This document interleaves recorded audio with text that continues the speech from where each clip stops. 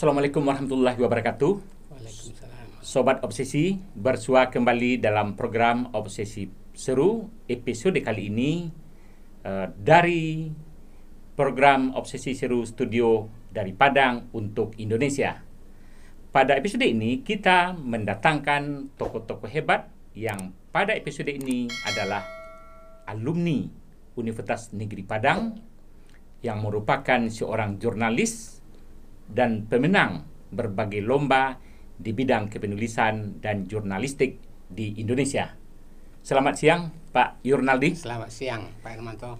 Baik, pertama Pak Yurnaldi dulu alumni IKI Padang ya, Universitas Iya, Padang. di Fakultas FPMIPA, Fakultas Kimia. FPMIPA, jurusan kimia. Iya, jurusan kimia. Sekarang Pak Yurnaldi kan dikenal sebagai seorang jurnalis ya, Iya. yang juga pernah terakhir itu di Surat Kabar Kompas, Iya. Kabar Kompas. Dulu bagaimana kok sampai dari Universitas Negeri Padang atau IKI Padang lulus menjadi wartawan Kompas? Nah, persoalannya waktu itu dari banyak tulisan-tulisan di media, banyak yang memberi masukan bahwa tulisan ini memang layak untuk Kompas. Nah, jadi itu yang memotivasi sehingga target kuliah itu memang harus jadi wartawan profesional di Kompas. Oh, begitu. Nah, jadi walaupun kuliahnya 7 tahun di IKI Padang? IKI Padang atau UNP sekarang, ya alhamdulillah karena prestasi ada, pengalaman memadai di dunia kepenulisan dan jurnalistik, akhirnya ya alhamdulillah lolos walaupun persaingan waktu itu sangat banyak. Sangat banyak ya, bergabung di Kompas. Kompas. Di Kompas. Sebentar, rasanya dulu ada informasi ketika diminta lolos ketika wisuda kemudian diminta oleh rektor menjadi dosen di UNP. Itu ditolak. Gimana ceritanya? Ditangguhkan dulu. Oh, ditangguhkan. Jadi pas usai wisuda, Ya. Pak Rektor langsung menawarkan, "Nah, kamu kalau ingin jadi pegawai negeri langsung saya angkat." Waduh, saya pikir-pikir dulu Pak, karena memang target di Kompas, dan saya yakin optimis bisa lolos di Kompas. Nah, ketika ada peluang saya mengirim lamaran dan alhamdulillah diterima. Ketika sudah pasti diterima itu lewat beberapa kali tes, 6 kali kalau tidak salah. Ya. Nah, sehingga Pak Rektor bangga, jadi alhamdulillah lah ini orang IKIP, orang UNP pertama di Kompas. Di Kompas, katanya. ya. Jadi dia sangat mengapresiasi juga walaupun tawaran beliau akhirnya ditolak saat Waktu itu rektor siapa? Pak Ansar, Muhammad Oh, Ansar. Pak Muhammad Ansar ya. Oke. Baik, itu pengalaman di dunia kepenulisan itu sejak kapan itu bakat jurnalistik ini? Kalau di rentang ke belakangnya itu Ya. mungkin sejak SMA. Jadi sejak kelas 2 SMA, Kelas 2 SMA. sudah mengelola majalah dinding, kemudian mulai menulis di media majalah-majalah di Jakarta. Ya. Antara lain Sahabat Pena misalnya. Nah, dari situ sudah mulai lalu muncullah koran masuk sekolah KMS. Oh, KMS. KMS di Ya. edisi khusus Harian Senggalang. Harian Senggalang ya.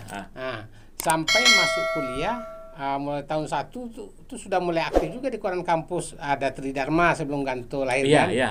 Nah, sudah di Tridharma saya bikin buletin bulanan di fakultas. Di Fakultas MIPA. Ya, kemudian mingguan di Suara Krida di MIPA. Nah, setelah itu tuh jalan terus semuanya di media umum, tetap menulis dan segala macam sampai puluhan media. Nah, karena keasikan menulis itu, alhamdulillah honor lumayan, bahkan saya pun jadi termotivasi benar jadi wartawan, karena honor yang terima itu bisa melebihi 3 kali gaji guru besar waktu itu. Tahun 80-an. Iya. Apalagi guru besar waktu itu belum pakai Iya. tunjangan seperti sekarang ya. Iya, sarjana aja 150.000 kan. Nah, sementara honor saya udah 1.500.000 sampai 2 juta waktu itu. Ya, rasanya enak menulis. Oke, kemudian di Ganto itu dulu kan sejak awal ya. Ya. Sejak awal itu bagaimana ceritanya itu pendirian Ganto itu? Jadi waktu masih bernama Tridharma ada kesangsian kalangan mahasiswa bahwa ini masih suara dari Universitas atas, ya, IKIP ya. Iya, suara pimpinan Suara katanya pimpinan. kan, bukan suara dari bawah. Ya, karena namanya mahasiswa. Tridharma. Nah, akhirnya disepakati bahwa harus diganti nama koran kampus ini menjadi Surat Kabar Kampus Ganto. Dan di situ lebih dominan mahasiswa waktu itu. Mahasiswa. Jadi artinya aspirasi mahasiswa kita perbanyak, aspirasi dari atas untuk kepentingan intern itu tetap diakomodasi. Jadi itu. Oke. Oh, baik. Itu dulu lama ya, berarti sampai selesai itu mengelola Ganto. Iya. Malah Ganto di Ganto. ya di Padang ya. Itu rasanya dulu Ganto waktu Pak Yurnaldi mengelola pernah sampai juara nasional ya? Iya, juara 2. Jadi itu cukup membanggakan juga karena dari 40-an perguruan tinggi yang ikut lomba waktu itu, termasuk UI, UGM segala macam. Yang Ganto hanya terbit dengan 2 warna, Ya. hitam putih dan kemudian ada merah. warna merah. Ya. Nah, bisa unggul dari koran-koran lain yang sudah full color kan. Nah, Ya. waktu itu juara satunya Bestari dari Universitas Malang. Universitas Muhammadiyah, bukan? Muhammadiyah Malang. Muhammadiyah Malang ya, Muhammadiyah Malang. Kemudian Ganto juara 2. Juara 2. Oh. Jadi Itu kira-kira kenapa bisa sampai menang itu? Nah, karena studi yang kita lakukan waktu itu kita mengambil top namakanlah rubrikasi masing-masing media umum. Jadi kita adaptasi, kita aplikasikan ke media kampus sehingga tampilannya itu sudah profesional betul. Kemudian materi-materinya ya memang cukup terpilih. Jadi karena kita kan pembina kita dulu Pak Haris, Pak Afni, Bu Ilza, jadi cukup intens menilai, mengamati, mengasih saran sehingga ya kalau kita lihat secara umum karena koran-koran kampus itu kan selalu dikirim ke universitas lain ya. Ya, ke kita juga. Jadi dengan situ kita mempelajari apa keunggulan orang, apa kelemahan orang. Jadi di saat kita membaca hal seperti itu, kita berusaha lebih unggul dari mereka tuh. Dan alhamdulillah dari hasil penilaian Dirjen Dikti waktu itu, ya kita juara 2. Juara 2 nasional ya, se-Indonesia ya. Walaupun dengan hitam putih dan ada warna merah. Iya, ternyata substansi dan kualitas berita ya, berita jurnalistiknya, isi jurnalistiknya, karya jurnalistiknya. Oke. Baik. Kemudian kita kembali ke dunia wartawan. Itu artinya dulu sebelum menjadi wartawan Kompas berarti memang sudah banyak menulis juga ya? Iya, jadi waktu tahun 1 di IKI Padang waktu itu ya sudah menjadi pembantu lepas lah istilahnya di Harian Singgalang. Kemudian koresponden di Surat Kabar di Jakarta, Swadesi, kemudian menulis lepas di banyak majalah. Koran juga sehingga ya sebagai wartawan freelance kita bebas karena tidak ada yang mengikat kan. Nah ya ketika di Kompas kita memang harus melepaskan semua jabatan-jabatan atau kerja-kerja lain di media lain. Jadi harus fokus karena kita dihargai profesional betul. Oh ya, setelah di Kompas memang itu ditinggalkan lagi ya di tempat lain itu ya. Ya. Tapi di tempat lain itu waktu mahasiswa kapan itu aktif di Surat Kabar daerah dan nasional itu? Sejak tahun 85. Jadi kita angkatan 86 di IKI Padang ya masuk tahun itu udah langsung sudah langsung menulis bergerak ya? istilahnya karena kita kuliah ibaratnya modal dari keluarga tidak ada karena memang secara ekonomi maksudnya? Secara ekonomi sehingga kita harus berpikir bagaimana memenuhi kebutuhan harian, juga uang semesteran, uang kos dan segala macam. Jadi kalau tidak menulis ya tidak dapat apa-apa dan tidak bisa apa. Jadi itulah yang memotivasi. Bahkan kalau dilihat produktivitas sehari itu bisa menulis 6 artikel segala macam. Itu udah pakai komputer? Masih mesin ketik. Nah, jadi kalau wartawan Kompas malah sekarang diharuskan menulis dengan mesin ketik. Kenapa itu? Kenapa? Jadi secara teknis kalau dengan mesin ketik kita harus berpikir dulu baru menulis. Kalau dengan teknologi komputer sekarang orang salah delete lalu copy paste segala macam. Nah itu membuat orang tidak malas mikir jadinya. Nah bahkan saya di Kompas dulu waktu mesin ketik itu tidak boleh satu huruf pun yang di tip X. Berarti memang harus kita itu kan mengakibatkan kita berpikir ya, jangan sampai salah. Kita berpikir sekaligus kita menjadi editor bagi tulisan kita sendiri. Nah itu. Jadi sebuah pembelajaran yang luar biasa. Sampai sekarang generasi baru wartawan sekarang itu diharuskan belajar menulis. Karena kita takut ya kalau salah. Karena tidak boleh di tip X. Bahkan di Kompas pun sekarang semasa saya di sana 3 kali melakukan kesalahan berbahasa itu langsung out. Berarti memang harus hati-hati ya. Harus hati-hati, ya. Oke, berikutnya waktu dulu juga sering pemenang ya. Pemenang itu apa saja menangnya itu di bidang apa saja itu?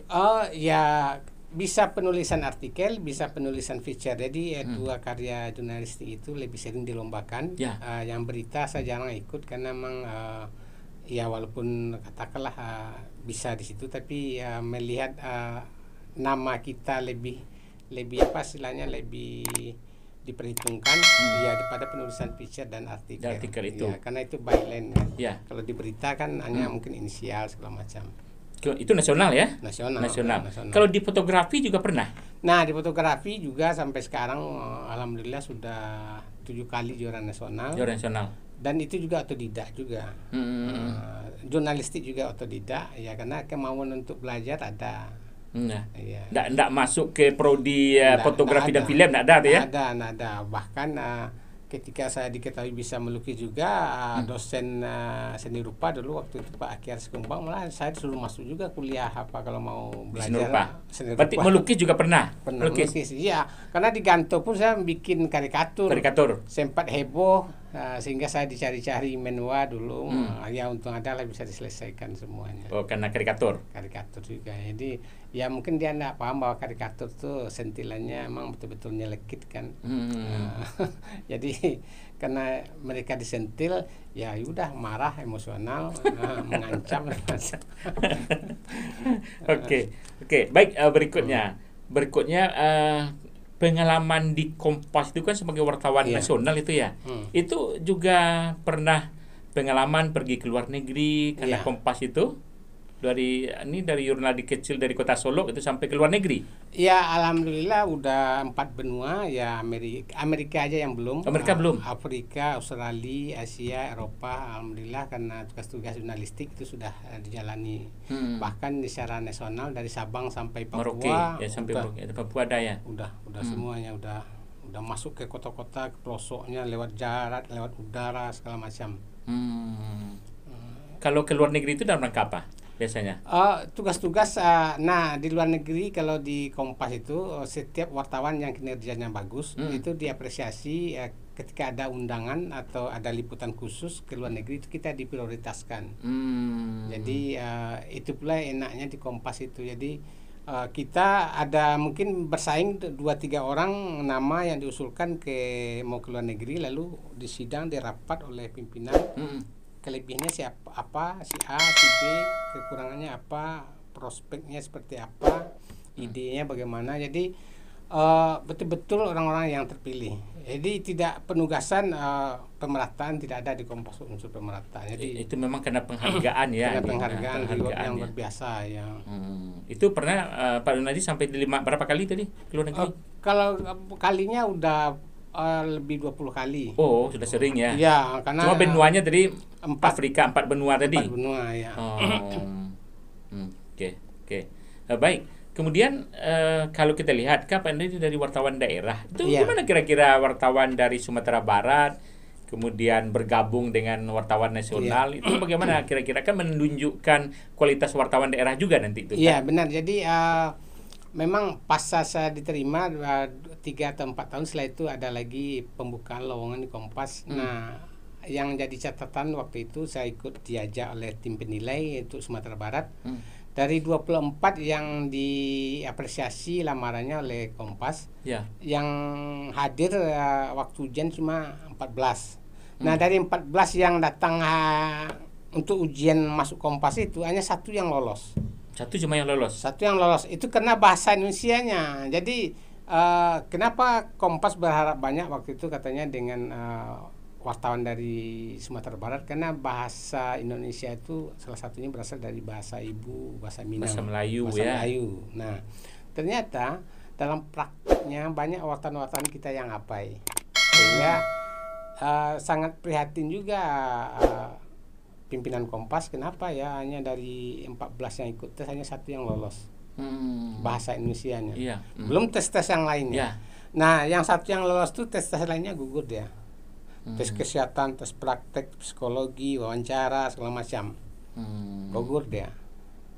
Jadi berkali-kali juga saya sudah mengingatkan kawan-kawan kalau memang berminat berkarir profesional di media Jakarta khususnya Kompas, sudah saya kasih masukan harus pertama bahasa Indonesianya harus benar. Berarti jangan abai dengan penggunaan bahasa Indonesia ya. Nah, sementara kalau kita lihat media-media lain di Sumbar atau media-media lain di secara nasional itu memang kualitas bahasa jurnalistiknya atau bahasa Indonesianya di media itu sangat kacau sekali.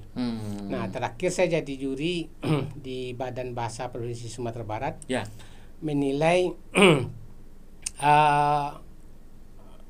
web pemerintahan yang ada di Sumatera Barat. Nah, ternyata bahasa jurnalistik di media web pemerintah itu juga sangat kacau. Jadi kalau saya boleh menilai, itu pemahaman dia atau katakanlah yang lebih hanya 30% yang benar, 70%-nya itu banyak keliru. Nah, sepertinya itu tidak menjadi perhatian benar karena memang sangat kita sayangkan juga. Misalnya kalau di media kan ada editor, ada editor bahasanya, editor bahasa. Nah, sementara di media pemerintah tidak ada. Nah, di luar media pemerintah atau media lain mestinya juga ada editor bahasa.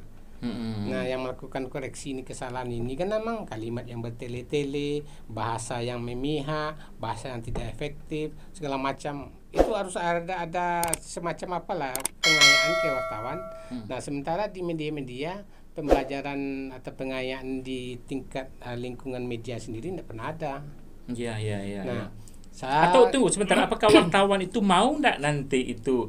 Ya kadang-kadang kan dia banyak juga wartawan, ya dia sudah merasa hebat saja dengan bahasa. Nah, itulah kondisinya. Jadi kelemahan wartawan sekarang karena tidak tahu mana yang benar dan salah, karena berita itu banyak yang cloning, banyak yang copy paste. Sehingga kesalahan pada bahasa wartawan sebelumnya tidak dia koreksi.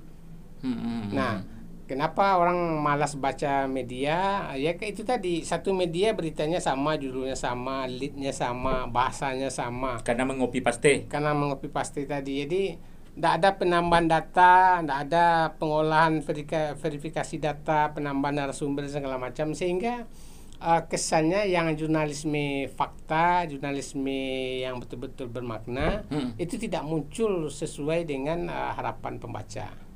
Nah, kawan-kawan yang mengelola media pun tidak sadar juga, yang penting terbit cepat. Kalau di media cetak yang penting halaman penuh, sehingga tidak berpikir ini informasinya bermakna, ini bahasanya sudah benar atau enggak, itu enggak jadi perhatian.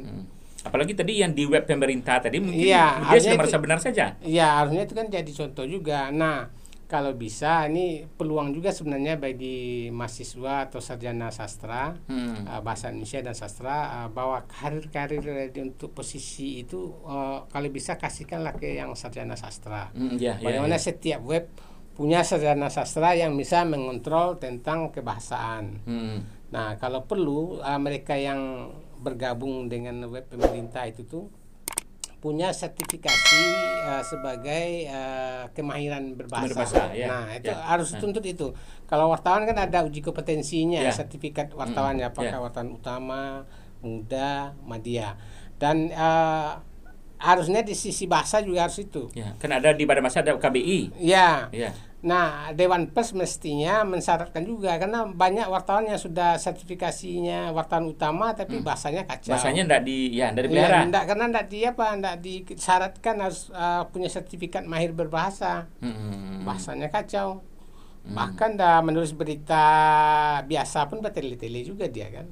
Ya bagaimana lagi kan, memang enggak disyaratkan oleh Dewan Pers. Nah, kita mengusul ke depan Dewan Pers setiap melakukan uji kompetensi wartawan, setiap peserta harus memiliki sertifikat mahir berbahasa. Apalagi tadi kalau kita lihat web lembaga pemerintah itu sangat penting sekarang Iya, benar ya. Dan itu harus menggambarkan penggunaan bahasa yang baik mestinya kan, apalagi lembaga formal. Iya, benar ya. Itu baru itu. Bahkan kalau diteliti soal bahasa surat resmi pemerintah pun sangat prihatin lah kita. Baik, kemudian kita ingin melihat lagi untuk jurnalistik masa kini. Ini sekarang ini kan ada media cetak dan ada media yang daring online ya. Itu perkembangan itu bagaimana menurut Pak Yurnadi itu? Jangan-jangan nanti media cetak ini tinggal, memang orang sudah bertumpu kepada media daring nanti. Nah, kalau menurut istilahnya katakanlah harapan masyarakat dengan perkembangan teknologi, memang karena dengan segenggam ini orang bisa mengakses dimanapun kapanpun informasi yang dia perlukan. Ya. Nah, kalau media cetak, ya mungkin karena ukurannya lebar segala macam, lalu kemudian menunggu besok. Ya, tidak kecepatannya. Ya. Nah, persoalannya adalah perkiraan dari analisis beberapa media yang bergerak di cetak, itu dia masih bisa bertahan 20 sampai 40 tahun ke depan. Asal, nah ini punya catatan, media itu harus punya minimal, kalau menurut Pak Yaakob almarhum, punya SDM yang unggul, kualitasnya unggul. Kemudian punya cara pandang yang berbeda dengan wartawan kebanyakan atau media kebanyakan. Kemudian lead bank. Nah, kekuatan yang tiga ini di media-media cetak di daerah itu tidak dimiliki. Nah, sehingga banyak media cetak di daerah itu sudah berguguran. Nah, itu persoalannya. Nah, sementara media-media nasional yang masih cetak itu terus melakukan perubahan-perubahan, melihat kebutuhan masyarakat seperti apa. Nah, sehingga masih bisa bersaing dengan media daring. Nah, kemudian media daring walaupun itu peluangnya besar, tapi karena itu tadi persoalan yang berita yang hoax banyak, yang cloning banyak. Nah, antisipasi dari kadang-kadang sumbernya pun kebanyakan dari media sosial. Kita tahu media sosial ini editornya tidak ada. Tidak ada. Jadi comot aja, wah ini dari satu sumber muncul, sehingga kesannya itu tadi. Padahal di media sosial kebenaran faktanya belum tahu. Belum tahu. Nah, jadi ya itu persoalannya. Jadi sekarang masyarakat pembaca tinggal memilih kira-kira mana media yang layak dipercaya, walaupun itu media daring. Karena kalau data dari Dewan Pers itu ada 40 ribuan media daring. Nah, cuma yang terverifikasi baru ya tidak sampai 10%.